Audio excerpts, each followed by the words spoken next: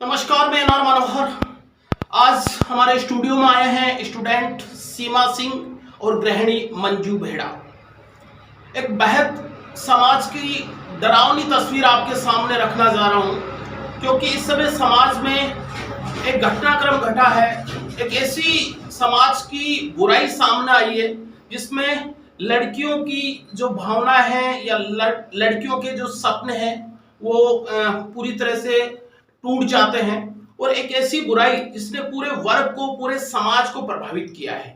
अभी हाल ही में नावा हीरापुरा से सुमन का एक लेटर या एक सुसाइड नोट वायरल हो रहा है। उस सुसाइड नोट में सुमन ने अपनी पीड़ा प्रकट करी है और साथ ही इस समाज की उस बुराई की ओर इशारा किया है, जिसमें बताया है कि एक समाज में व्यवस्था पनप रही है जिसको हम आटा साटा व्यवस्था कहते हैं, कि लड़की की जो सगाई या शादी के बदले लड़के की शादी और सगाई करना, ये जो व्यवस्था है ये तेजी से समाज में पनप रही है। और इस व्यवस्था ने कई लड़कियों की या कई लड़कों की जिंदगी को पूरी तरह से तबाह कर दिया है, सपने को तोड़ दिया है, उनकी फीलिंग को कुचल दिया है।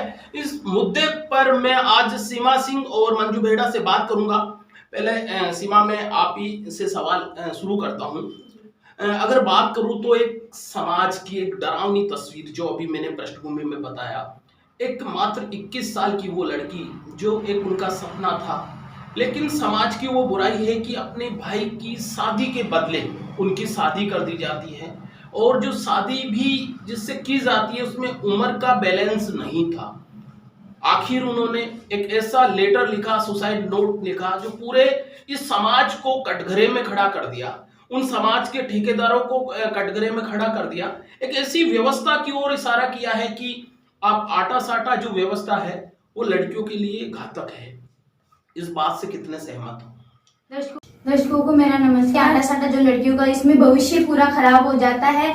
और जो मैं ये जो आटा साटा है उसके परिवार को, पूरे समाज को कटघरे में खड़ा करना चाहती हूँ कि जो ये हुआ है वो क्यों किया उन्होंने। अगर लड़की है तो इसका मतलब ये नहीं कि लड़की समझ लो, उसका भी कुछ फ्यूचर्स प्लान होते हैं, वो पढ़ना लिखना चाहती है। इसका मतलब ये नहीं लड़की है तो उसके पूरे फ्यूचर्स को आप गड्ढे में डाल दो, कीचड़ में दबा दो, उसको कर दो, ऐसा कुछ है नहीं। मतलब सुमन को क्या लगा ऐसा कि नहीं, अब जिंदगी आगे नहीं बढ़ना चाहिए? सुमन ने जो फैसला लिया है कि एक सुसाइड करना, तो आत्महत्या करना तो कोई समस्या का समाधान नहीं हो सकता, लेकिन अंत में उन्होंने इस फैसले को बकायदा अपने लेटर में लिखा है कि नहीं, मैं उस समाज को चेताना चाहती हूँ, समाज को बताना चाहती हूँ। तो सुमन का जो फैसला था, इस फैसले से क्या समाज में कुछ बदलाव आएगा?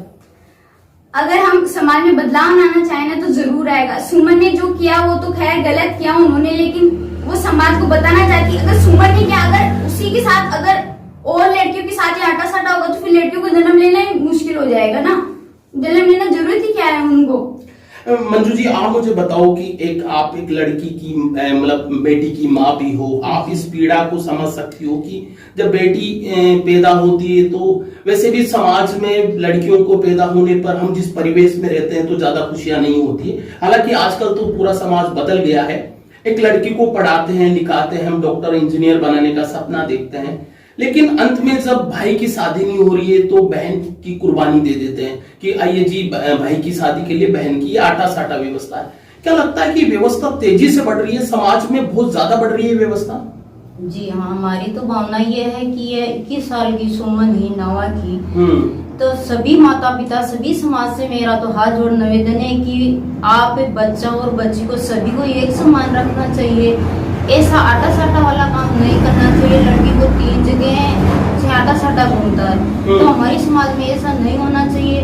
कि माता पिता से यही अपील है कि हमारी बच्चियों का, कई बच्चियों का सपना ऐसा होता है मैं IAS बनूं, IPS बनूं, किसी भी पोस्ट पर जाऊं, तो आप बच्चा, माता पिता, आपके लड़के पे ऊपर सोच रखे, वैसी ही सोच अपनी बेटी के ऊपर रखना चाहिए, एक सम्मान रखना चाहिए। हमारा तो ये विचार है। जो सुमन के साथ ये घटना हुई तो सुमन तो आप वो किसी वजह से ये फैसला लिया होगा, पर ऐसा नहीं होना चाहिए। उसका फैसला भी, उम्र में भी ऐसा माता पिता ने ऐसा नहीं सोचना चाहिए। सभी समाज से ये है कि जो आप आटा साटा करे, ये कभी भी आप ये सोचना नहीं चाहिए कि अपनी बच्ची ने किसी खड्डे में डाल दे, अपने लड़का की भविष्य सुधारने के लड़के आपकी बच्ची को खड़ा नहीं डालना चाहिए। मतलब आप कहना ये चाह रहे हो हाँ। कि जो ये व्यवस्था है उसमें लड़कियों की खुशियों को जी हाँ। समाज नहीं देखता जी है। हाँ। तो एक और बात मुझे बता दीजिए, इस पूरी व्यवस्था में आखिर कसूरवार कौन है इस पूरी व्यवस्था में? इससे में तो कसूरवार तो की थोड़ी बहुत तो माता पिता की भी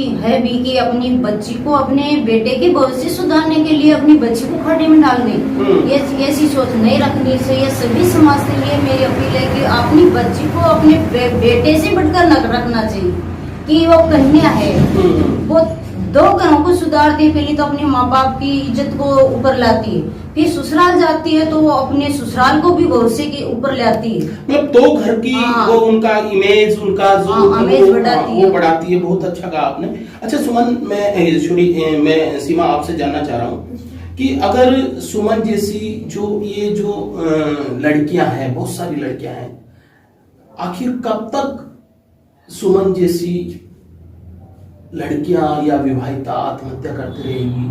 ये कब तक चलता रहेगा ये सब? जब तक ये महिला सशक्तिकरण में सुधार नहीं आएगा ना, तब तक ये घटनाक्रम चलता रहेगा। और मैं सभी लोगों से हाथ जोड़कर महिलाओं से अपील करती हूँ कि जो लड़कियां हैं वो इस आटे साटे वाले में आकर इनका आकर विरोध करे, तभी ये आटे साटे का अच्छा, इसमें क्या सरकार को भी कोई एक्शन प्लान बनाना चाहिए, एक पॉलिसी बनानी चाहिए कि नहीं? जिस तरह से आपने सती प्रथा को बंद करा है, आपने बाल विवाह पर एक्शन लिया है, आपने दहेज पर कानून बनाया है, उसी तरह से क्या आटा साटा व्यवस्था पर भी कानून बनना चाहिए? जी जरूर बनना चाहिए। अगर सरकार बनाना चाहे तो बना सकती है आटा साटे के। अगर सरकार ने तो वैसे बना भी रखा है कि 21 या 18 साल से पहले शादी या उम्र में उनका होना चाहिए, लेकिन परिवार वाले, समाज वाले इन चीजों को मान नहीं रहे। एक सीमा सिंह जो अभी बीएससी की स्टूडेंट है, एक अपने फ्यूचर को लेकर वो प्लान करती है। एक माँ बाप का एक सपना होता है कि नहीं मेरी बेटी मेरा नाम करे। अचानक जब वो रिश्ते की, उनकी शादी की जो उम्र होती है या शादी के बारे में जब सोचा जाता है, उस समय क्या लगता है कि राजस्थान जैसे प्रदेश में उनकी राय ली जाती होगी? जी उनकी राय तो कम ही ली जाती है, क्योंकि परिवार वाले सीधा उनको बोल देते हैं तेरे भाई की शादी है तो उसके साथ तुझे बेशक हम प्रोग्रेस कर रहे हैं, 21वीं सदी में जी रहे हैं, लेकिन आज भी जब शादी का डिसीजन आता है तो लड़के और लड़की की राय राजस्थान में शायद उतना नहीं लिया जाता है। ये कहना चाह रहे हो? जी। मुझे सीमा ये बताओ कि जो सुमन जैसी विवाहिता है, लड़कियां हैं, समाज के अलग अलग क्षेत्र में रह रही है, बस रही है, लेकिन जिस तरह से सुमन ने ये फैसला लिया उसके बाद में उनके दिल में इस व्यवस्था के प्रति एक डर बैठ गया है। क्या कहना चाहती हो तमाम उन सुमन जैसी विवाहिताओं को? जी मैं सुमन जी विधायक को ये कहना चाहती हूँ कि अगर वो अपनी जिंदगी में चाहे ना तो इसका सुधार भी कर सकती है, इसका विरोध भी कर सकती है और आगे चलकर अपने परिवार समाज को अपनी इच्छाएं बता सकती है कि मुझे ये करना है, ये नहीं करना। बहुत बहुत धन्यवाद। तो आज हमारे स्टूडियो में सीमा सिंह और मंजू भेड़ा से मैंने विशेष बातचीत करी है। बातचीत का एक बड़ा मार्मिक मैं कह सकता हूँ कि सब्जेक्ट था, और जिस तरीके से एक स्टूडेंट ने अपनी फीलिंग बताई है, एक माँ ने एक बेटी की फीलिंग बताई है, वो स्पष्ट होता है कि समाज की जो व्यवस्था पनप रही है, समाज की जो बुराई पनप रही है, आटा साटा व्यवस्था है, उन पर भी सरकार को संज्ञान लेना चाहिए और एक बड़ा कानून इस पर